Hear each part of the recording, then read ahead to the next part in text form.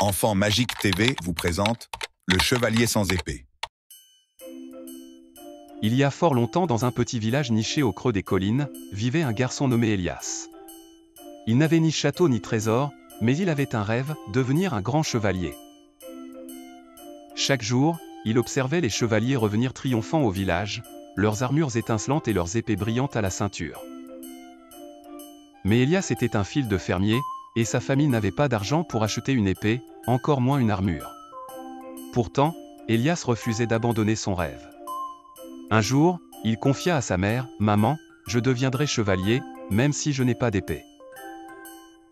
Je trouverai un autre moyen de protéger les gens. » Sa mère sourit, fière de son courage, mais inquiète pour l'avenir de son fils. Un jour, le roi du royaume annonça une terrible nouvelle, un dragon avait élu domicile dans une montagne voisine. Bien qu'il n'ait pas encore attaqué, il effrayait les paysans, volait des moutons et faisait fuir les voyageurs. Le roi promit une grande récompense à celui qui chasserait le dragon. Tous les chevaliers du royaume se précipitèrent, chacun prêt à brandir son épée contre la bête. Elias décida de tenter sa chance, même sans armes. « Pourquoi pars-tu, Elias » demanda un vieux fermier. « Tu n'as ni épée, ni armure, ni expérience. » Elias répondit simplement, « Il faut plus que des armes pour être un héros. Je trouverai un moyen. » Sur le chemin sur la route, Elias rencontra une vieille femme portant un lourd panier de bois. Il l'aida à le transporter. Reconnaissante, elle lui donna un conseil, « Le dragon peut être puissant, mais il n'est pas invincible. Écoute toujours ton cœur et utilise ta tête. » Plus tard, il sauva un oiseau pris dans des ronces.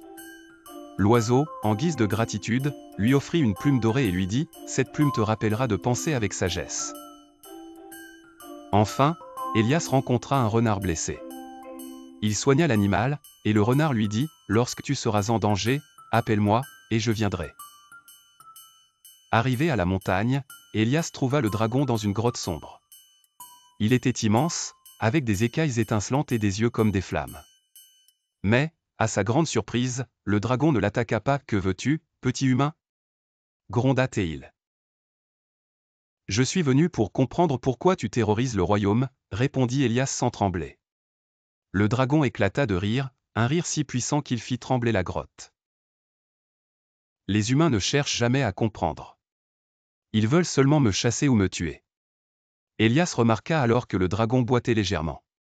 « Tu es blessé » s'exclama-t-il. « Un chevalier m'a attaqué il y a des années et a brisé une de mes griffes, » avoua le dragon. « Depuis, je ne peux plus voler correctement, et je prends de la nourriture là où je peux. » Plutôt que de combattre le dragon, Elias décida de l'aider.